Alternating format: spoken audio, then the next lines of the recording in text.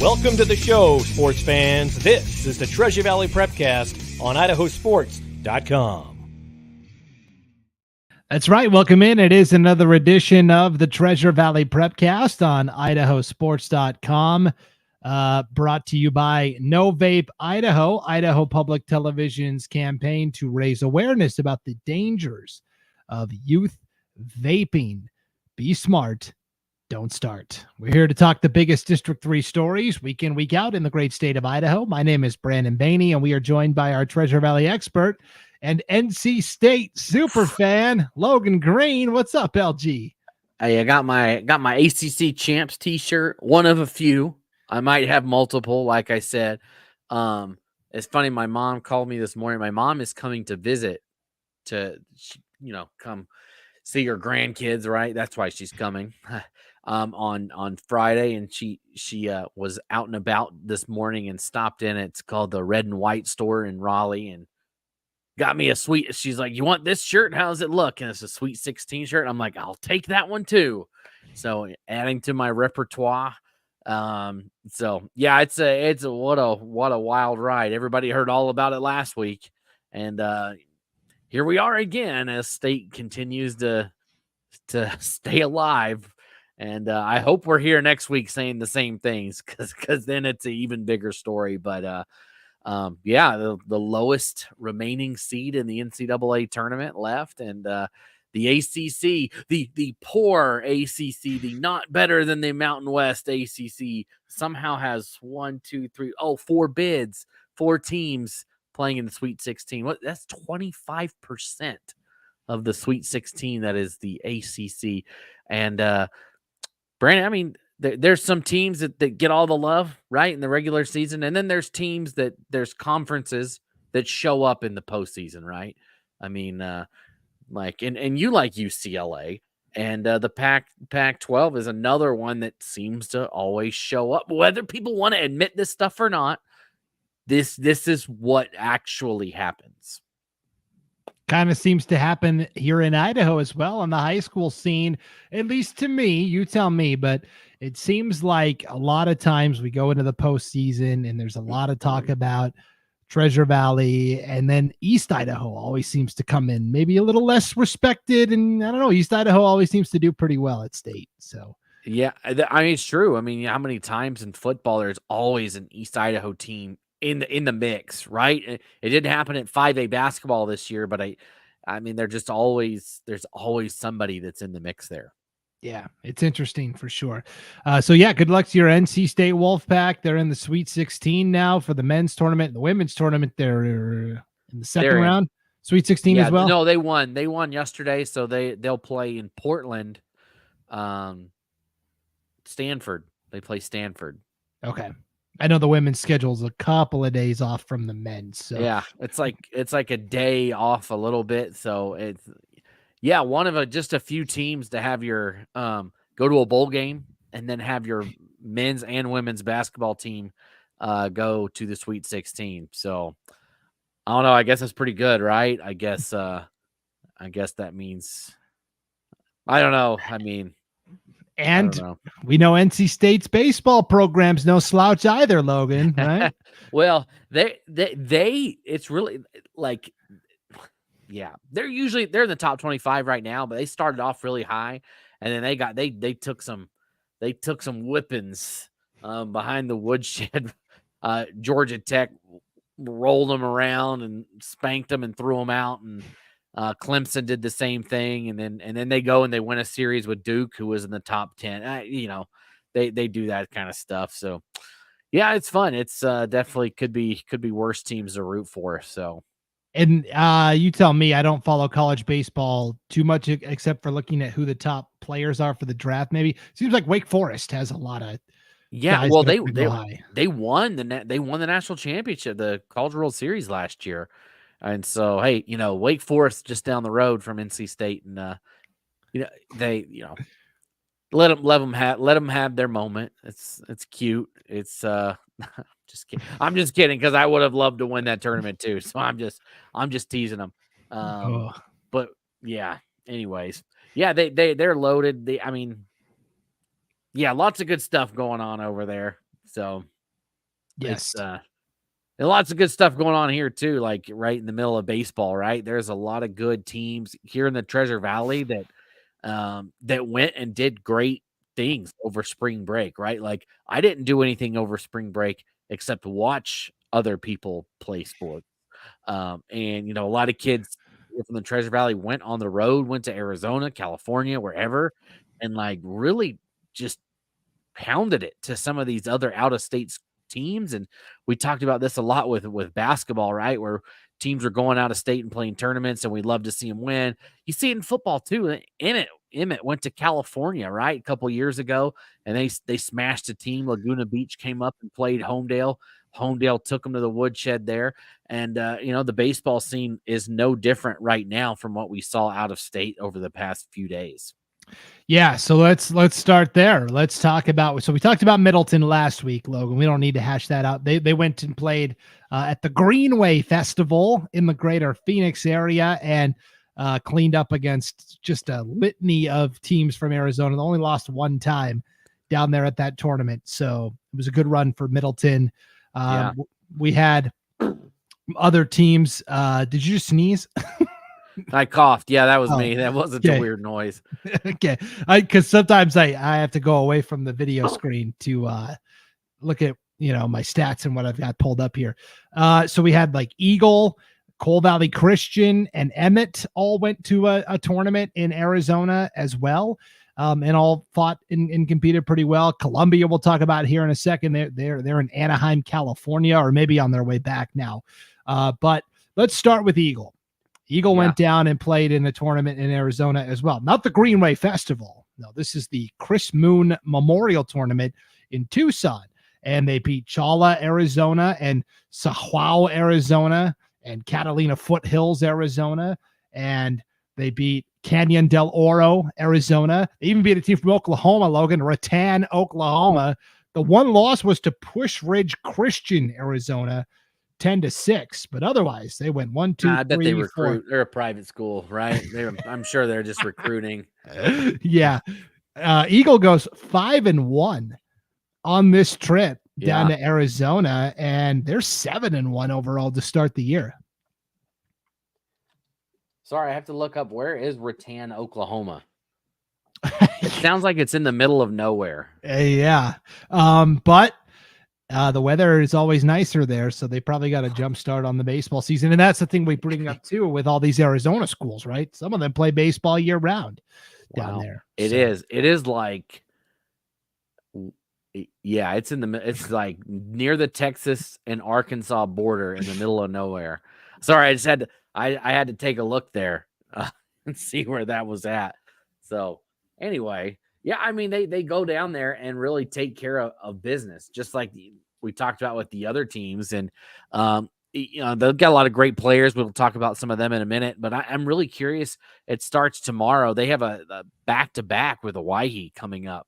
And so I wonder how that momentum will carry them, right? The back-to-back state champs in Hawaii, Eagles coming in really hot, right? They took care of business against Bishop Kelly and Rocky Mountain, who are always in the mix at 5A as well, or 4A and then 5A, and then they went out of town and took care of business there. So we'll see how that translates going forward.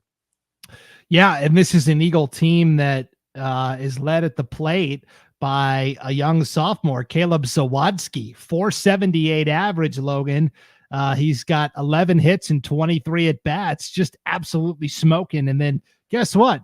He's a pretty good pitcher on the bump as well. He's 2-0 on the mound with an 0.78 ERA. And in that time, he's also racked up 14 strikeouts to just one walk. Yeah. Yeah. He's given up one run in those two wins. That's pretty impressive. All right. So he's gone out and pitched great. So that's dangerous, right? When you got a guy that can hit like that and you got a guy that can pitch like that, you got a guy that can go in and do all sorts of different stuff. And, the best thing for Eagle fans, right, is he's only a sophomore. He's got lots of time. He's only going to get better, right? He's not going to get any worse. And he's only going to get better. And we've got a lot of great baseball players in the 5A SIC, and you just throw in another young guy into the mix like this, and man, it's just stacked right now. Yeah, a couple of other names to keep an eye on at the plate. There's senior Brady Borowski, a 478 average, 8 RBIs, leads Eagle in RBIs this year. Also, you've got a junior Jack Swanstrom who has 10 runs scored, good table setter, and he's batting 611 on the season. And then you look at the pitching side, Logan. Really, I think the leader right now in terms of innings pitched is senior Luke Scott. He's thrown 9 2/3 innings. He's given up 2 earned runs with 11 strikeouts. Pretty impressive. Really, Eagles had 5 guys, all kind of between between Scott and Jacob Black and Bryson Shea and Zawadski and this sophomore Dallin Snooks. All 5 have kind of taken a turn through the rotation and been pretty decent. Yeah, Eagle baseball. I mean, you look at this, Brandon, they've got 55 strikeouts on the season and have only given up 45 hits. Right? They're really rolling through it right now. This is a tough team to go up and hit against. And I mean, you see what we talked about, just mentioned who they had beaten so far in conference play. Right? How they have beaten they beat Rocky and they beat Bishop Kelly. They gave up 3 runs to Bishop Kelly and they gave up 1 run to Rocky Mountain. I mean, they're not giving up a lot of stuff right now. And then they go to Arizona go down to Arizona and give up 1 run in a couple of games, give up 3 in one, 4 in another. This is a pretty good pitching staff that Eagles got rolling right now. Yeah, and then you talked about it, the big matchups with Hawaii coming up, right? March 27th. That game was supposed to be earlier in the season, got moved because of bad weather. And then they'll play 2 days later on March 29th as well. It's back-to-back games, essentially. Hawaii 6-0. They were part of the 5A spring break tournament that took place this week, Logan, co-hosted by Mountain View and Rocky Mountain, kind of a 5A teams only type, kind of a gold jacket type deal. It was Rocky, Mountain View, Hawaii, and Centennial. And then they welcomed in Highland and Madison from the east, and Coeur d'Alene, Lake City, and Lewiston all came down from the north. So you're talking about like half of the 5A classification almost meeting at this one tournament. Now, Saturday's action mostly got wiped out due to rain. Hawaii did go 2-0. They beat Mountain View and Madison. The game against Madison was a tight one, 13-8. They were supposed to play Coeur d'Alene on Saturday. I was really looking forward to that matchup to use as a measuring stick, but we never got it. So yeah, that's always, it's always good to see those, like you said, measuring sticks, and we know where people stand, right, in different conferences, and you can do that. Well, they beat them and they beat them. That fun stuff that doesn't actually matter that we like to talk about. But hey, a great job there going through the games. Saturday kind of stunk. It was a cold, rainy day here in the Treasure Valley. Yeah, it's too bad that those games got wiped out, but a lot of good competition there at that. I don't want to say 5A. It wasn't a tournament, but a, showcase, so to say. What I'm not sure what they. And maybe it was an actual tournament. I'm not sure. Was it bracketed, Brandon? No, but like none of these, like the Bucks Bags tournament featured, 40 teams. You're not going to have a bracket for that either. Right. You're just going around. Yeah. Yeah. So the 5A spring break tournament is I think what it's officially called. But anyways, congrats to all the teams that competed there. Columbia, Logan, at the 4A level, they hit the road for spring break. Second year in a row, they went to sunny Anaheim, California, to play in the Anaheim Lions tournament. Now, they were supposed to play some games on Saturday. I'm not sure. I haven't seen any reported scores from that yet. So if any Columbia fans are out there and want to let us know, they definitely played yesterday, Monday afternoon. They beat Horizon Christian from Oregon 16-2, and then they beat the hosts from Anaheim High 5-1. So 2-0 down at that tournament. Their only loss this year is to Hawaii 11-1.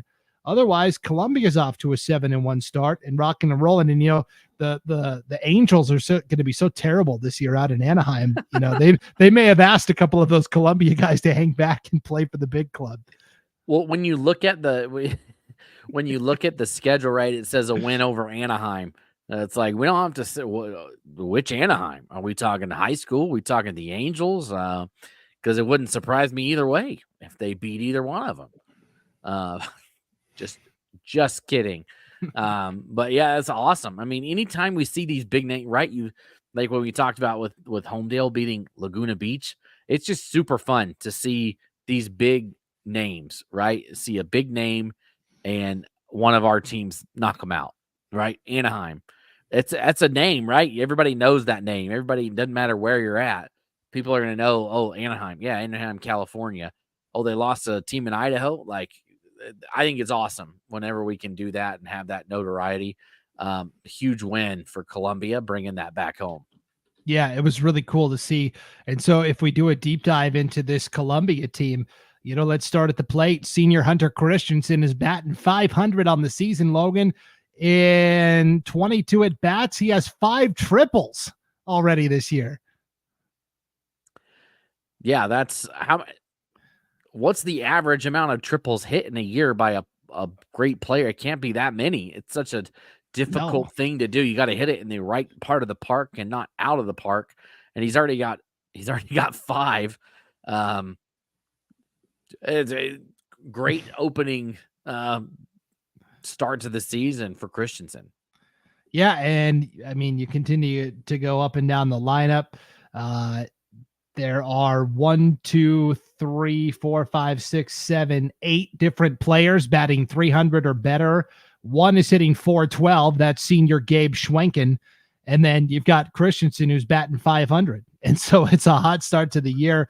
Jared Payne, who played quarterback and linebacker for the football team, he's been off to a good start this year with 5 RBIs, tied for second on the team there, 3 doubles as well. So this is a Columbia team that's also working with a first-year head coach, Logan, in Skylar Penrod. He is a Boise area native. He graduated, I think, from Liberty Charter, but played baseball, with a 4A team. Right. And then he actually went to NNU, Northwest Nazarene University, and played there, and then finished his career at Corbin University as well. But Skylar Penrod is there coaching, first-year coach for Columbia, and he's got the thing humming. It's been a good program, right? Previous coaches have laid the foundation, but it's been really impressive to see. On the mound, Logan, you've got the top pitcher right now in terms of innings. Gabe Tanner has thrown 15, and then Gavin Kozlowski has thrown 14 and a third. Kozlowski with 16 strikeouts, 10 walks though. And so that's going to be the question, I think, moving forward for this Columbia pitching staff is, can they get the walks under control? And then, because if you walk too many guys, that leads to a high ERA. Kozlowski with a 4.40 ERA on the season. Yeah, I mean, even Harrison as well, the junior pitcher. He's got 6 innings pitched. He's third in line with innings pitched behind Tanner and Kozlowski, but he's also walked 10 guys. So yeah, something to keep an eye on, right? You can't do that at a state tournament, right? It just seems like I've done the 3A tournament the past few years, and if somebody gets on base, like, they are doing everything they can to get that guy home. It's they're stealing second. Feel like half the time out there really trying to get it done. So you just can't put a guy on base like that. So something to keep an eye on. Now you look at the 4A SIC so far this year, and there's a lot of teams with a lot of losses right off the bat. Really, Columbia is sitting there with only 1 loss, and they're sitting right now at the top of the standings. Now that will probably change as the season goes along, or it could change, right? You're not going to finish with 1 loss, and if you do, that's awesome. Skyview has 1 loss on the year, but everybody else has at least 3. Bishop Kelly with 3, Valley View with 4, Emmett with 5, Ridgeview with 5, and Caldwell with 4. So maybe an opportunity to make some noise in the conference this year and make a punch a ticket to the state tournament. Their wins so far in the state of Idaho have come against Kuna 5A, Meridian 5A, Boise 5A, and Nampa twice, 2 5A schools. So they haven't even played a game against an Idaho 4A team, and they've already got 7 wins under their belt. Not bad for the Wildcats. Not a bad preseason or non-conference season. So it improves their net ranking right? So to say, so yeah, very impressive. Look forward to seeing the Wildcats throughout the year. Yeah. You mentioned Emmett. I'll quickly say, they're 3-5. They went down to play at the Coach Bob Invitational in Queen Creek, Arizona, which is not that far from the Metro Phoenix area. They took it on the chin a little bit. They went 1-4. They beat La Junta, Colorado, and then they lost to two schools from Colorado, Dakota Ridge and Erie. They also lost to Valley Christian, Arizona, and Yamhill Carlton from Oregon as well. But those are all good teams.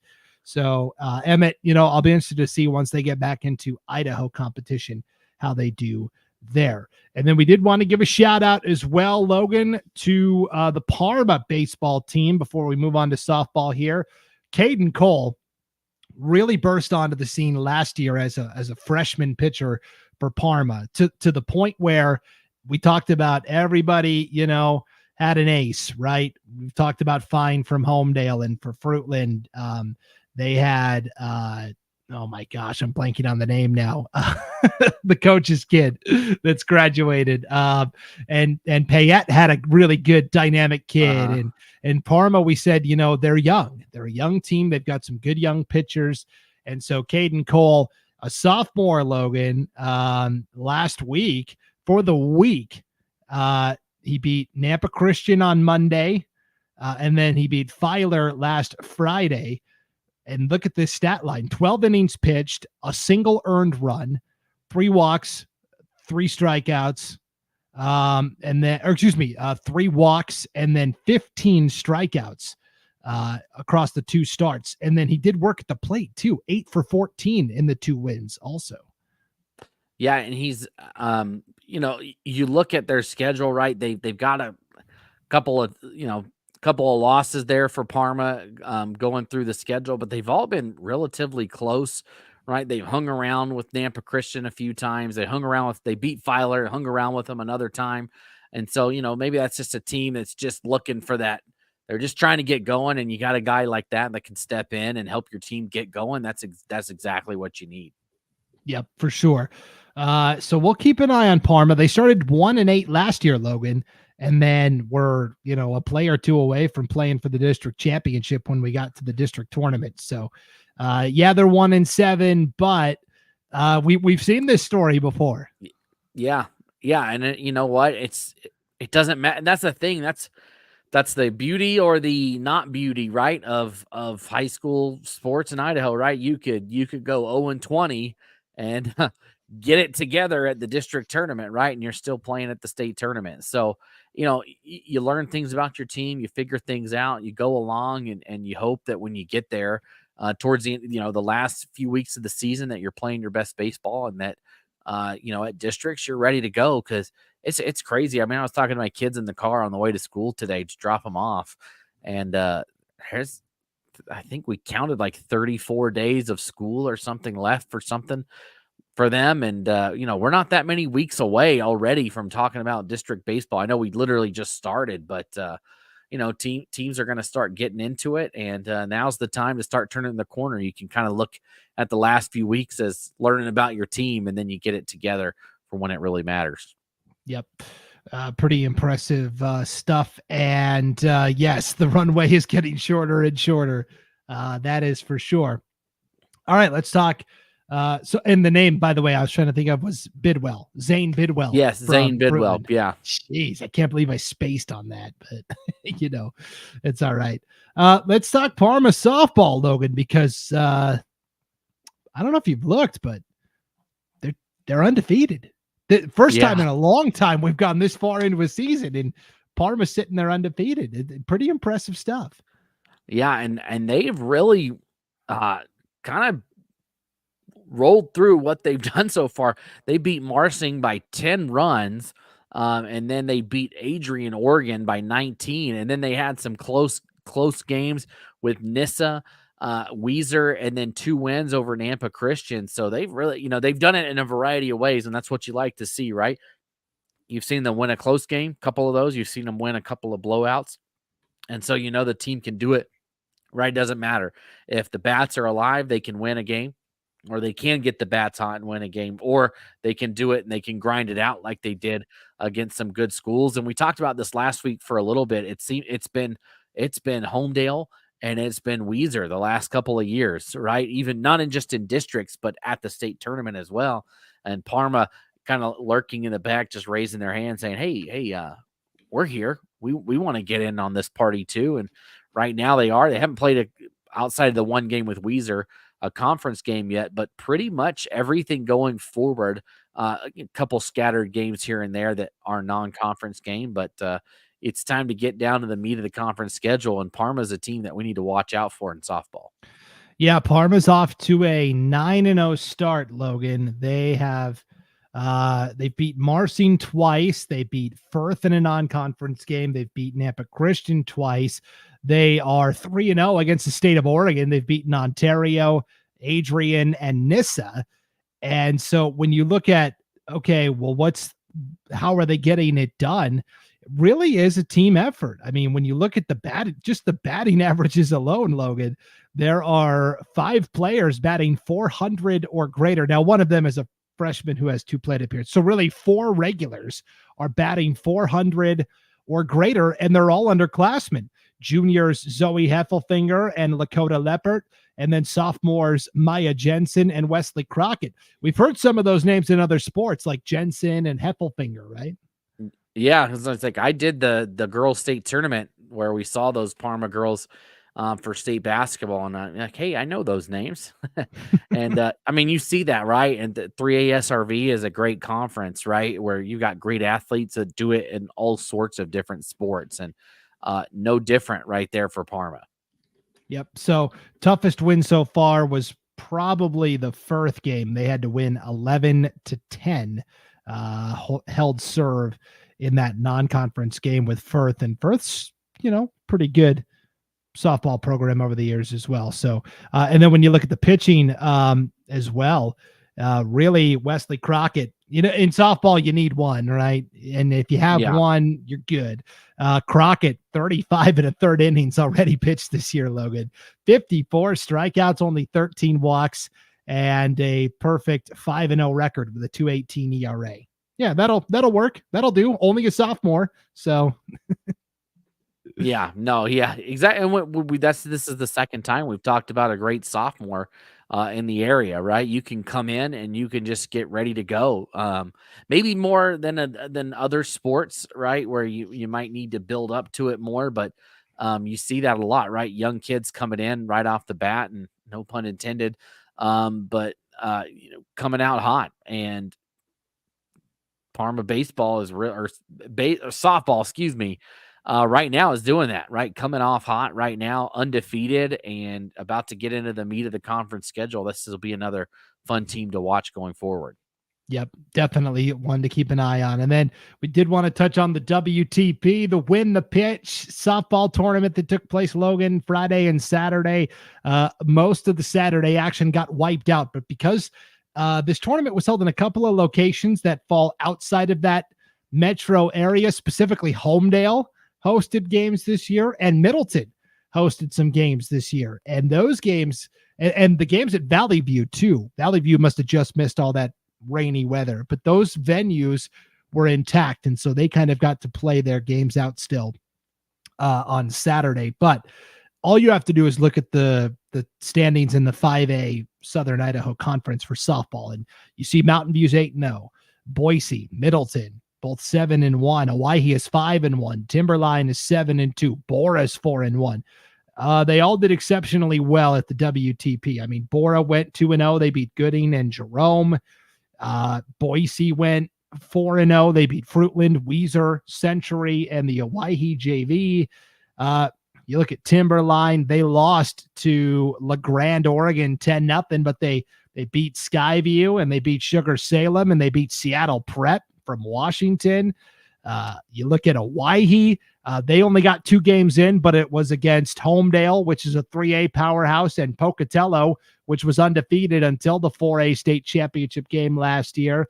And then you look at Mountain View, they went 4-0, Kimberly, Twin Falls, Gooding, and Homedale as well. And then Middleton Logan. Middleton performed really well at this WTP tournament. They beat Filer and Madison and Moscow. Their only loss was to Garfield, which is in Seattle, Logan. It's like, it's not the original high school in Seattle, but pretty darn close. Over 100 years old. So, it's legit. Yeah. Storied program there. But you talked about, you hit on Hawaii really quickly, right?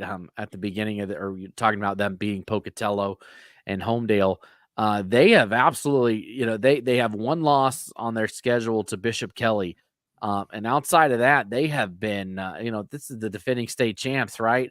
They have been absolutely rolling through everybody that they have on their schedule. That Homedale game was 10-0, and the Pocatello one was 15-0. Like you said, a team that was undefeated for pretty much all of the year last year, and Hawaii really whipped up on them. So, hey, look, another good Hawaii team. What else is new?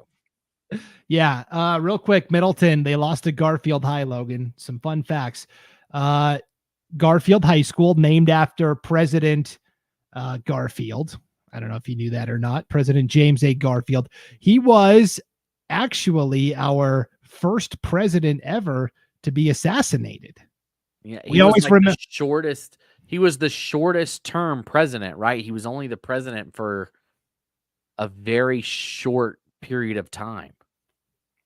Yeah, he was. So I think the shortest guy was William Henry Harrison. He got elected, and then he gave a really long State of the Union speech outdoors that's in the one cold. I'm thinking of. But I knew that Garfield was assassinated, but yeah, I guess I need to go back to history class. No, it's cool. So President Garfield was elected he served in March 1881, and then he was assassinated in September 1881. So you're talking about what, 6 months? I mean, so he wasn't the president very long. Yeah. Yeah. So he was assassinated in 1881. Less than 50 years later, still fresh on people's minds, Garfield High School opens in Seattle in 1925. They name it after our fallen president. And they've had some pretty prominent alumni over the years, Logan, especially in the music industry. Quincy Jones, you know who that is? Big time music producer. Yeah, the name. Yeah, I mean, the name. Yeah. What about Macklemore? Yeah, I do know that one. Okay, he graduated from Garfield High. And how about Jimi Hendrix? He's from Seattle? Oh yeah. There's a big music museum in Seattle where you can go and actually see his personal journal that he wrote in and stuff. It's pretty cool. Oh, okay. So he went to Garfield High. So hey, that's awesome. So technically, Jimi Hendrix dropped out as a teenager to pursue the music career, and then, like most famous people, he got an honorary diploma from the school. But went still, there. Yes, he definitely went there. That's funny. So, well, if you told us you were going to be famous, we would have just passed you in all those classes.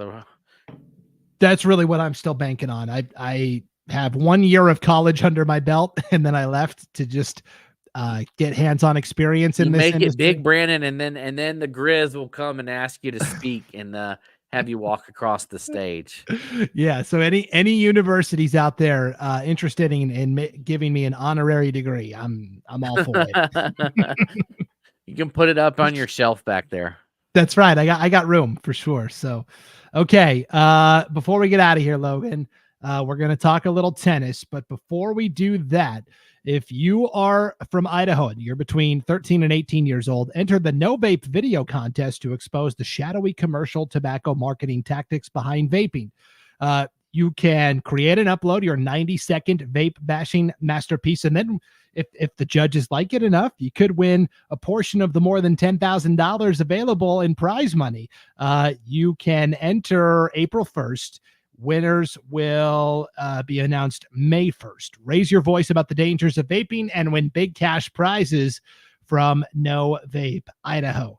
Hey, money for making a video? That seems like pretty easy money. Yeah, you've got the rest of the week, right? You've got if you want to get in on that, you've got the rest of the week. You've got Saturday to get it done, right?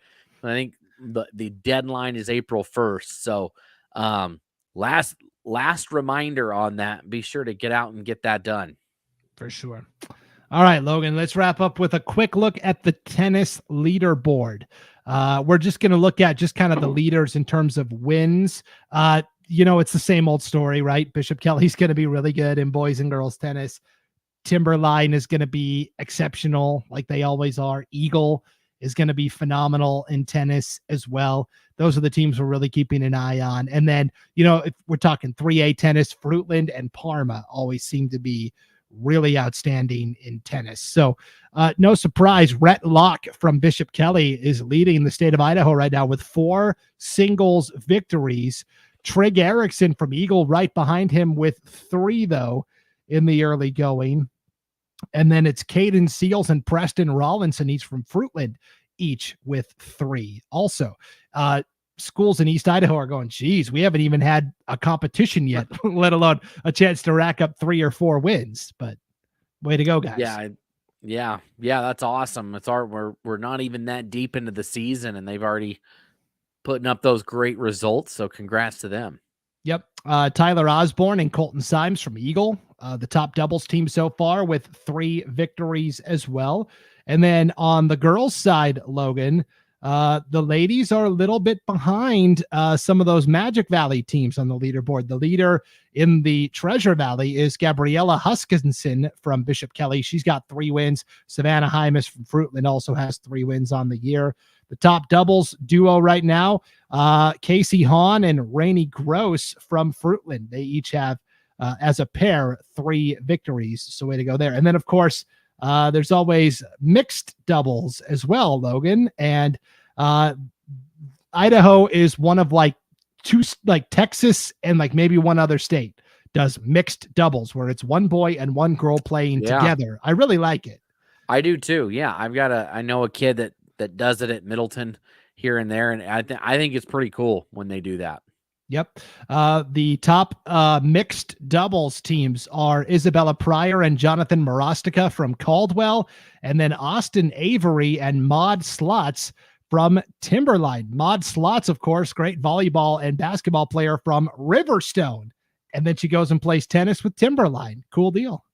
Yeah. I guess, Riverstone not sporting a tennis team. So you go, this Brandon, this is a good example, right? And you hit on it with Liberty Charter, right? And they don't have a baseball team. And so whoever it was playing with Columbia or something like that. But these are kids from smaller schools that go and, we hear it all the time with all that kid, if they do great in 1A, they wouldn't be able to do that if they were to move up, right? You can't do that against the bigger competition, but this is great proof, right? Somebody from a 1A school can go and jump in and play 5A tennis, right? And be one of the best players in the Treasure Valley. So don't do that. Don't say that, right? That the kids from lower classification, the number is lower. We're not saying anything about it being lower, but the classifications that are lower in number. How about that? That's politically correct. That they can play just as well. And so cool to see that for her coming from Riverstone, going over to Timberline and being one of the best here in the Treasure Valley. Yeah. So Skylar Penrod went to Liberty Charter, played with Columbia. Noah Palomares goes to Victory Charter, and he plays for Skyview. So it's cool. It's kind of cool to see the crossover there, as it were. So yeah. All right. Well, on that note, I left you. They could go play for somebody else. It's smaller, right? But they don't. They go and they play for bigger team. They play for a big team, and they're just fine. So I, like to see that for sure. And again, we are always on the lookout for great stories or great teams to do deep dives into. We did the deep dive into Eagle and Columbia baseball this week and Parma softball. And so if there is a team, an athlete, a coach, a story you want us to cover, we are always open for ideas. You can email either one of us, Brandon at IdahoSports.com or Logan at IdahoSports.com, and we'll try to get to it. Treasure Valley is a pretty large area, Logan. It's got per capita, well, not even per capita, I think just in total, the most schools of any of the districts in Idaho. Yeah, I mean, even at, like, you look at 5A, right? We've got 2 divisions, right? In the 5A, and I think each division is bigger than any other league in the state, right? It's bigger than the league up north. It's bigger than the league over in the east, and that's just one of the divisions. There's a whole nother division in it. So, you break it down there. There's just a lot of teams, so it can be easy to miss things. So, like Brandon said, feel free to just reach out and let us know if we've missed something that needs to be talked about. Yep, for sure. All right. Well, thanks for tuning into the Treasure Valley Prepcast, everybody. Enjoy the competition this weekend, and hopefully Mother Nature cooperates with all of your spring sports plans. So for Logan Green, I'm Brandon Baney, and we will see you next time, where Logan may or may not be wearing his NC State swag. I'll still be wearing it, but will I have a Final Four shirt? That'll be the question. Hopefully so. That development and more on next week's edition of the Treasure Valley Prepcast on Idaho